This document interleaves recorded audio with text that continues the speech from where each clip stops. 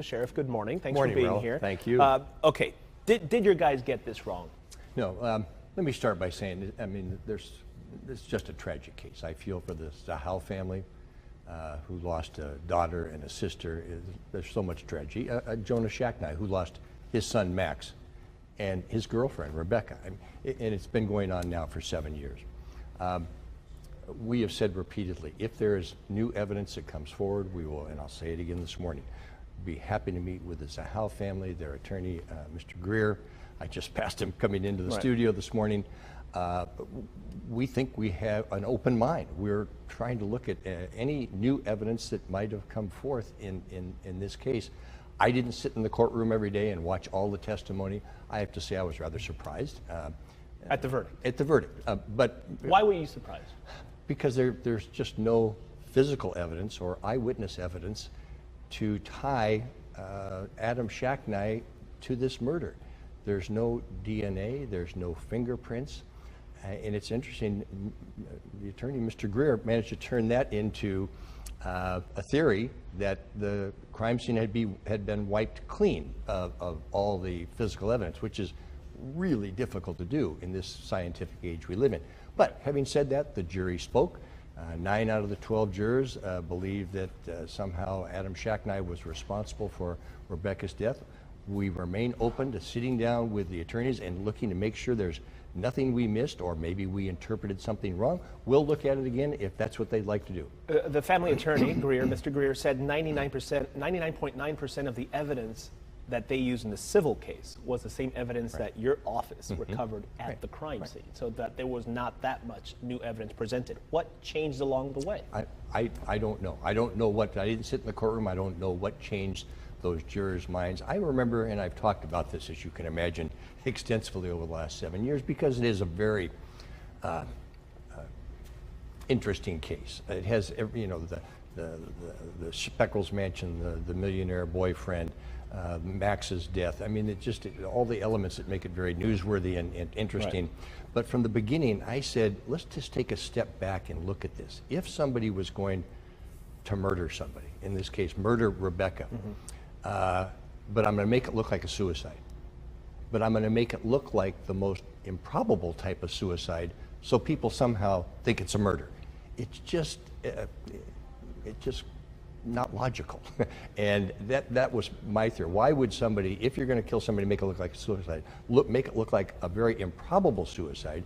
And some of the stuff that came out from day one, I remember one of the original lawyers in the case, Seattle lawyer, said, never in the history of the world has a woman committed suicide naked. Well, you can do research and find out that women have committed suicide naked, and they've done it in the past, and one of the main reasons is an extraordinary feeling of guilt.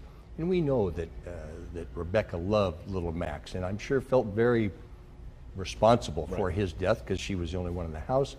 Plus, we saw some of the write-ins she left on kind of a diary on her voicemails, talking about how unhappy she was, how upset she was with Max's injuries, how the family wasn't treating her right. You put all those pieces of evidence together, and a lack of any other physical evidence to indicate anything but suicide, and that's how we came to our conclusion. But not to say we will not look at anything else that comes up. Okay, so you're saying you're willing to meet with the Zahal family if they want to, but despite the jury's decision yesterday, you say you're standing by your investigators and what they did, and by your medical examiner's report. Yeah, I think our if you go on our website, we did a 2-hour press conference answering every question the media had after we came up with the results. We had the medical examiner, had all the homicide investigators there. That's on our website. You can watch the entire press conference, and that was 7 years ago. But because of the public interest, we have kept that on our website. And if there's some new evidence, we'll be happy to look at it. Or a new theory that Mr. Greer has, we'll look at that again and see if there's something we might have misinterpreted or missed.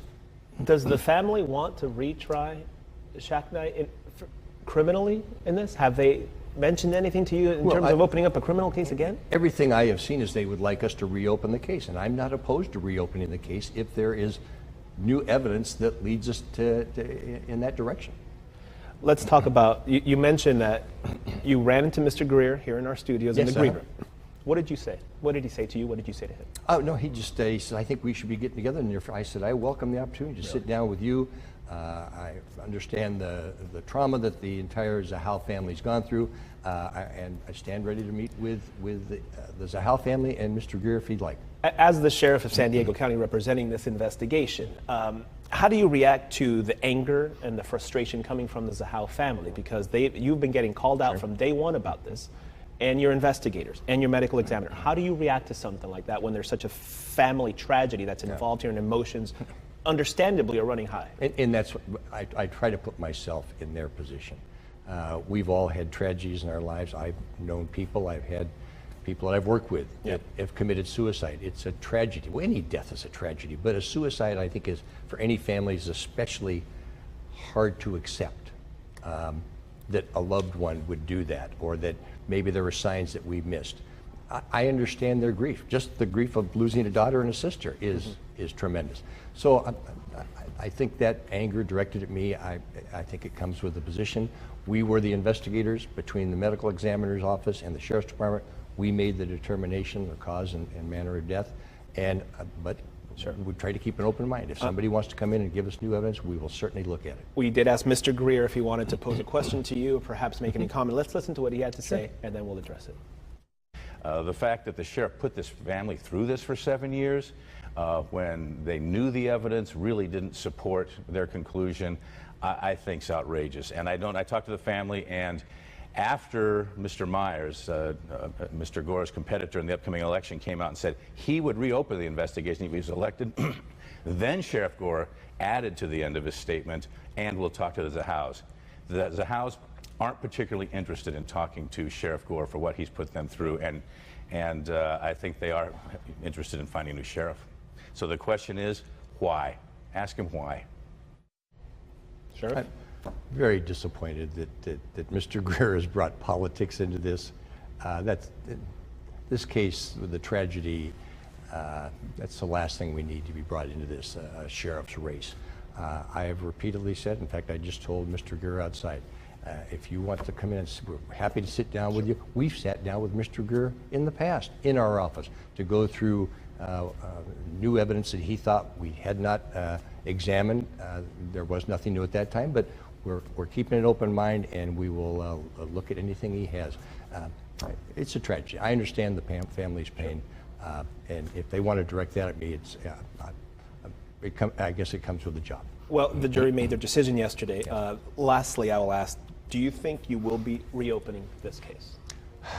If Mr. Greer comes in with some piece of evidence or something we missed or something we misinterpreted, I did not sit through the entire trial, and my deputies, homicide investigators, did not, because they were testifying. They couldn't be in the courtroom. So maybe there's something that we missed. I'd be more than happy to talk to Mr. Greer about it, and we'll see what he has to offer. And if there was something we missed or a wrong interpretation by our homicide detail or the medical exam, be more than happy to reopen it for, if that's warranted.